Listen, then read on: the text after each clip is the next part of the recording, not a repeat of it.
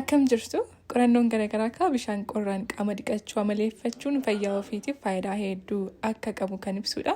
Faayidaaleen kunneen keessaa dhibee gogaa, onnee, kalee, sammuu fi kanneen kana fakkaatan ittisuu irraa kaasee hanga yaalutti akka ga'udha kan inni ibsu jechuudha. Dabalataanis faayidaalee bishaan qorraan qaama dhiqachuun fayyaa sammuuf qabu keessaa muraasa kan ilaallu ta'a jechuudha.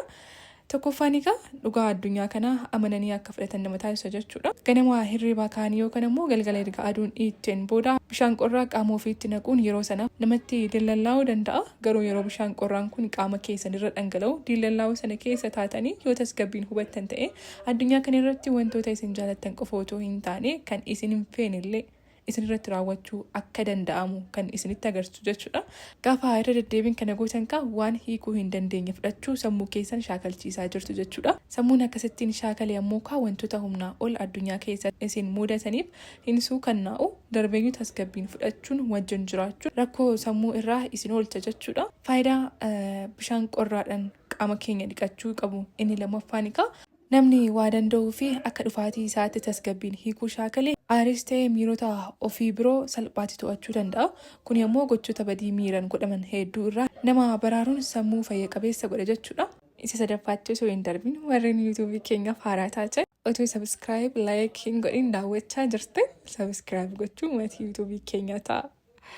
Inni sadaffaan dammaqina namaaf kenna.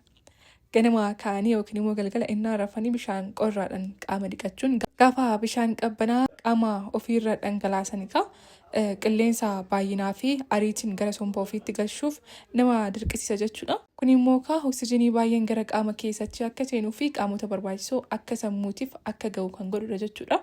Oksijiinii baay'een gara sammuu ga'e jechuun ammoo sammuun anniisaa baay'ee akka argatuu fi dammaqaa akka ta'u taasisa jechuudha. Afuraffaan dhibee yaaddoon ittisa jechuudha. Namoota yaaddoo keessa jiraniifis furmaata akka ta'edha qorannoon kun kan ibsu. Inni shanaffaan dhibee mukaa'uu hamaa ni ittisa jechuudha. Namoota dhibee kanaan qabamanis dhibee kana irraa isaan furuuf ni gargaara jechuudha. Akkuma beekamu gogaa namaa irra narvii ho'a to'atan caalaa kan qorra to'atanitu baay'inaan faca'ee argama. Kanneen gaafa bishaan qabbanaan qaama namaa tuqu ergaa kana dafanii gara sammuutti geessu jechuudha. Kun ammoo sammuun akka dammaquu fi kakaawudha. Yoggaa kana mukaa'uunis ni badaa jechuudha. Kanarraa ka'uun biyyoota guddatan biraatti dhibee kanaaf akka yaala tokkootti haayidrooteraappii jedhamee ganama bishaan qabbanaan dhiqachuu ni kennama jechuudha. Bu'aan yaala kanaa qoricha dhibee kanaaf kennamu wajjin illee kan wal madaalu ta'uu qorannoon kun kan agarsiisudha jechuudha. Jaaffaan dhiphuu furuuf furmaata gaariidha.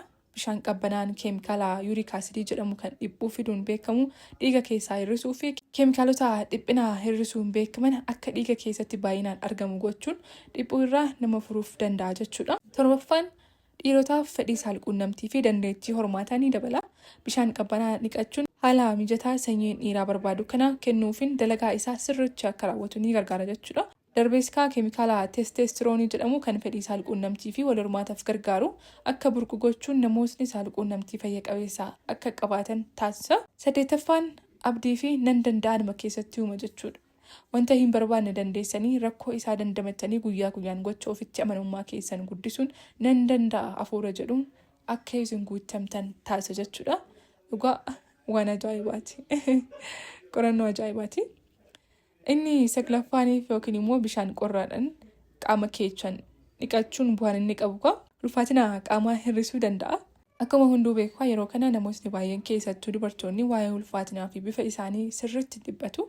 Namootni kun ofitti amanuu dhabuu fi ilaalchi ofiif qaban hir'achuun dhibee sammuu garagaraatiif saaxilamuu danda'u. Kanaaf ammoo ganama bishaan qabbanaan qaama ofii dhiqachuun ulfaatina ofii hir'isuuf mala rakkisaa fi salphaan fayyaa sammuu ofii eeguun danda'amudha jechuudha.